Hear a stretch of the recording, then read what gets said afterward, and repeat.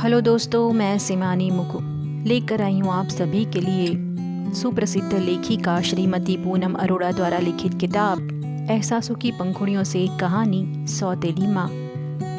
आरव जब 6 वर्ष का था तो दुर्भाग्यवश उसकी माँ का देहांत हो गया था। वो छोटा था किंतु माँ के विछोह का दर्द उसमें उन सबसे कहीं ज़्यादा था जो उसकी माँ के लिए शोक व्यक्त करते थे। वे शोक करने से अधिक उसके लिए अधिक संवेदना प्रकट करते थे। अब इस बेचारे का क्या होगा? अभी इसकी उम्र ही क्या है? माँ के बगैर कैसे रह पाएगा? माँ के बगैर बच्चे की क्या दुर्गति होती है? इस तरह के ढेरों किस्से, चर्चा, विवेचना। एक तो बेचारा वैसे ही मातृशोक से व्याकुल, उस पर इस तरह की बातें।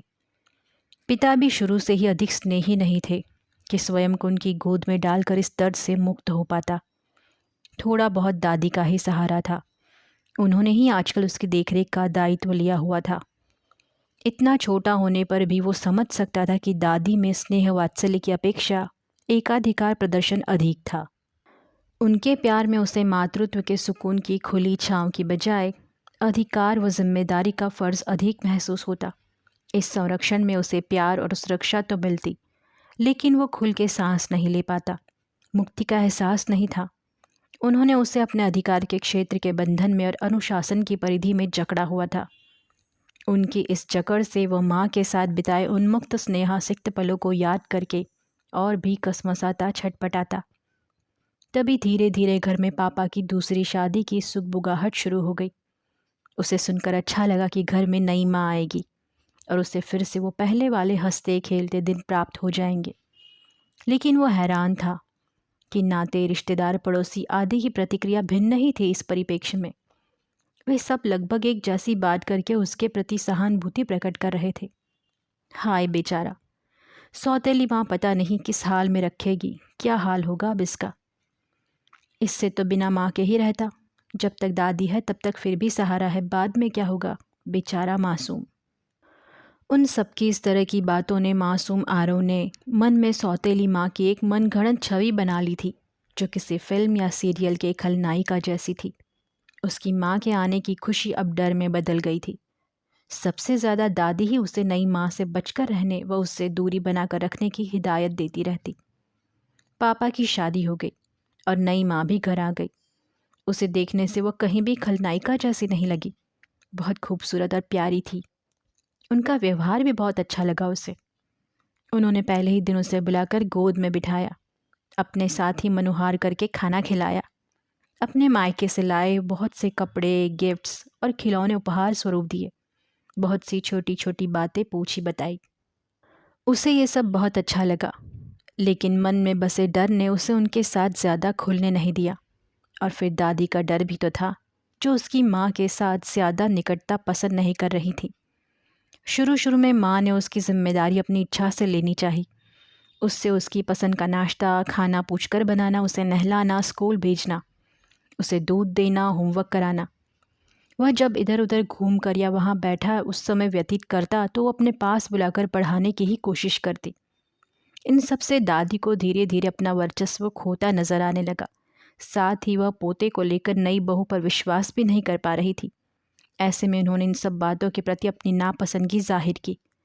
बहू को उन्होंने आरव के मामले में दखल न देने को कहा। पिता को भी अपनी माँ के इस फैसले में कोई आपत्ति न थी।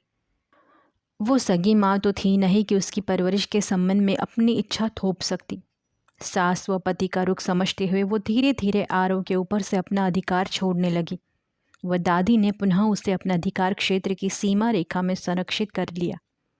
माँ से अपने आप एक दूरी बनती चली गई और एक झीनी अदृश्य दीवार दोनों के बीच खिंचती चली गई। समय बीतता गया, स्थितियाँ बदल गई। दादी भी अब नहीं रही। उसके एक सौतेला भाई और बहन हुई, पर वो दीवार हमेशा बनी रही। वो बड़ा हो गया था और अंतर्मुखी स्वभाव होने के कारण जैसी स्थिति चल रही थी, उसने उसमें कोई बदलाव की चेष्टा नहीं की। पिता तो शुरू से ही निरपेक्ष व्यवहारिक से थे। बच्चों की ज़रूरतें, आवश्यकताएं पूरी कर देना व पढ़ाई लिखाई से संबंधित कुछ सवाल जवाब कर लेना ही उनकी कर्तव्य पूर्ति की इतिश्री थी। अतः पिता से उसका दुनिया का ही नाता था, हृदय का नहीं। कोई शिकायत नहीं थी तो कोई लगाव भी नहीं था। माँ से बचपन की स्थितियों की वजह से कोई जुड़ाव नहीं हो पाया, लेकिन उन्होंने कभी उससे दुर्व्यवहार नहीं किया। दादी के जाने के बाद उसकी खाने पीने, पहनने, शिक्षा संबंधी आवश्यकताएं बिना कहे पूरी हो जाती। उसका बैग, जूते वगैरह फट जाते तो उसके स्थान पर अगले दिन नए पड़े मिलते। कपड़े हमेशा धुले हुए प्रेस करते मिलते।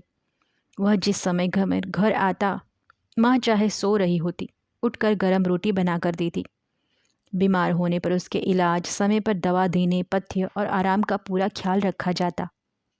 बस परस्पर संवाद, संभाषण ही न हो पाता। बहुत ज़रूरत होने पर ही वह माँ या भाई बहनों से कोई बात करता। उसे उनसे कोई शिकायत या ईगो नहीं थी, बस एक हिचक था या झिझक जिसे वो तोड़ नहीं पाया, न ही वे उससे खुल पाए। जब कभी बच्चे अपनी माँ से स्कूल की बातें शेयर कर रहे होते या उनसे कुछ लेने की जिद करते या माँ से डांट खाते तो आरव का मन बहुत हुलस उठता। उसे लगता उसे सब चीज़ें अपने आप क्यों मिल जाती है। वो चाहता वह भी जिद करे, न मिलने पर डांट पड़े, कम नंबर आने पर सज़ा मिले, और वो भी अपने स्कूल की दोस्तों की बातें मज़े लेकर सुनाए। लेकिन अब वो सब संभव नहीं लगता। बचपन में बच्चों को गढ़ना जितना आसान होता है, वैसे बड़े हो जाने पर नहीं।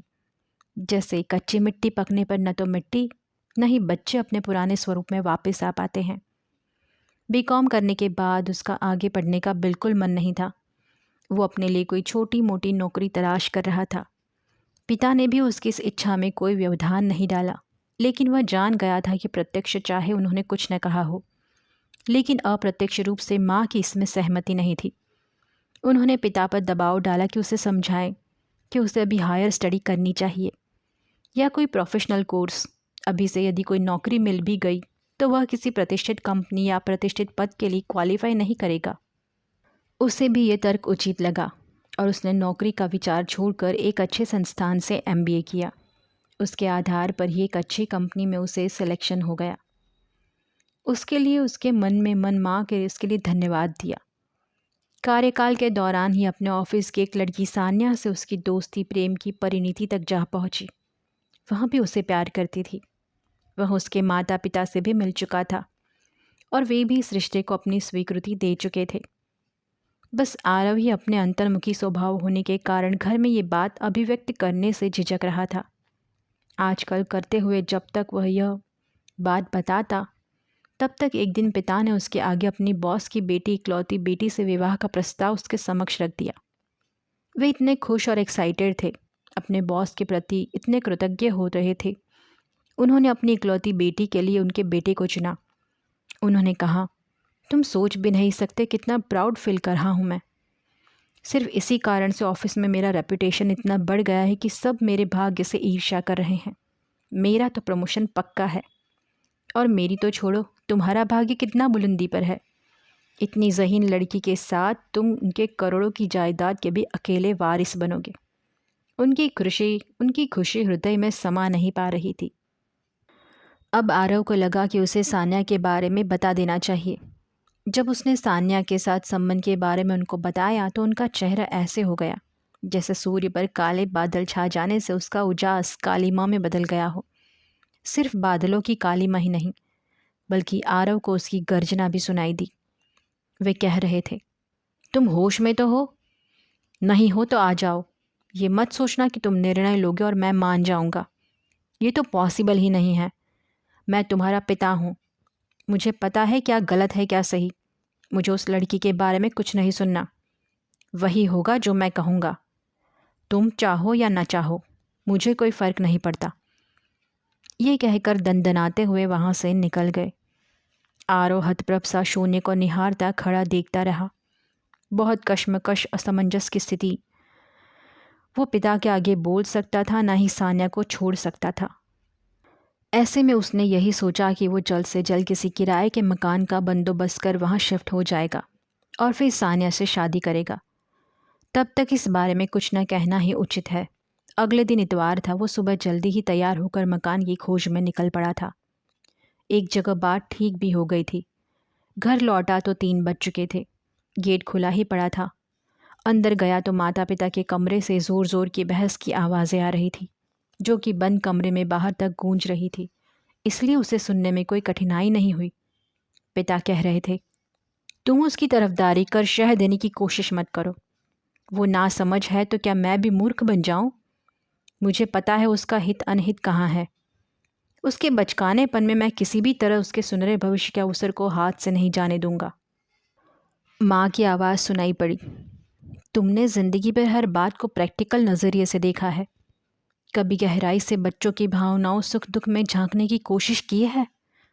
फ़ायदा नुकसान हित अनहित के अलावा क्या बच्चों की इच्छा या खुशी का कोई मूल्य नहीं है? एक तो बचपन से ही अभागा अपनी माँ के प्यार से वंचित रहा। तुमने भी कभी उस प्यार की कमी को पूरा करने की कोशिश नहीं की। सौतेली माँ समझकर मुझे भी उसके नज़दीक नहीं आने दिया। मैं जो देख पाती हूँ वो तुम क्यों नहीं देख पाते कि सबके बीच होते हुए भी वो कितना अकेला है। अपने आसपास उसने कितनी दीवारें खड़ी की हुई हैं और उसी में अकेला घुटता रहता है। वो तो उसकी समझदारी है कि इस घुटन के बीच जीते हुए भी वो किसी गलत संगत में नहीं पड़ा।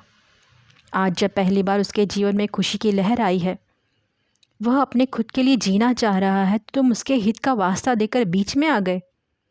मैं तुम्हें ऐसा हरगिज़ नहीं करने दूंगी।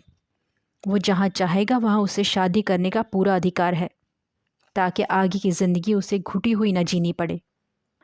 पिता बोले, तुम तो ऐसा बोलोगी ही। तुम क्या चाहोगी कि वो एक बड़ा आदमी बने? आखिर तो उसकी सगी माँ हो नहीं, इसीलिए उसके भाग्य से ईर्ष्या हो रही है तुम्हें, है ना? तभी माँ की चीखती कसकसीती हुई सी कमरे को चीर कर बाहर निकली रूंधी आवाज़ उसे सुनाई पड़ी। हाँ, मैं उसकी सौतेली माँ हूँ। यही सोच हमेशा से तुम्हारे मन में थी और है, और यही उसके बाल मन में बिठाकर तुम लोगों ने उसके मन में मेरे लिए कांटा बो दिया है। मुझे मुझे उससे ईर्ष्या हो रही है। ठीक है, आज से मैं उसके विषय में कुछ नहीं बोलूँगी। तुम्हारा बेटा है, तुम जानो। फिर कुछ देर घुटी हुई आवाज़, रोने सिसकने का स्वर कमरे से आता रहा। थोड़ी देर बाद जब पिता कहीं चले गए तो आरव हिम्मत करके अपने मन की बर्फ़ को पिघलाकर माँ के कमरे में गया। उनके चरणों में प्रणाम करके बोला, मैंने आपको अपनी माँ की जगह कभी नहीं दी, लेकिन आप कहीं से भी उनसे कम नहीं हैं। हो सकता है आज मेरी माँ भी होती तो पिता की तरह मेरा हित अनहित सोचती। शायद वो भी आपकी तरह मेरी खुशियों के लिए न लड़ती। बचपन में मेरे ऊपर डाल दिए गए सौतेली शब्द के आवरण ने माँ शब्द को छुपा दिया था। इस आवरण के पीछे से मैं कभी आपकी ममता और महानता को नहीं देख पाया। हर सौतेली माँ के अंदर एक माँ होती है, बस कहीं पर माँ के ऊपर सौतेलापन हावी हो जाता है और माँ हार जाती है। लेकिन आपके अंदर की माँ हमेशा जीवित रही। आप सच में मेरी माँ हैं, मुझे माफ़ कर दीजिए। ऐसा कहते हुए आंखों से आंसू बहते जा रहे थे। उसे अपने पैरों से उठाते हुए उसके आंसुओं की तरलीय नमी से उनका मनोमालिन्य पल भर में ही धुल गया। बरसों का रुका हुआ ममता का स्रोत फूट पड़ा और उसका बहाव उन दोनों की आंखों से अश्रु आवेग के रूप में उमड़ पड़ा। दोस्तों, आज की आपको ये कहानी कैसे लगी कमेंट सेक्शन में साझा ज़रूर कीजिएगा और चैनल को लाइक, शेयर और सब्सक्राइब करना ना भूलें। Good bye.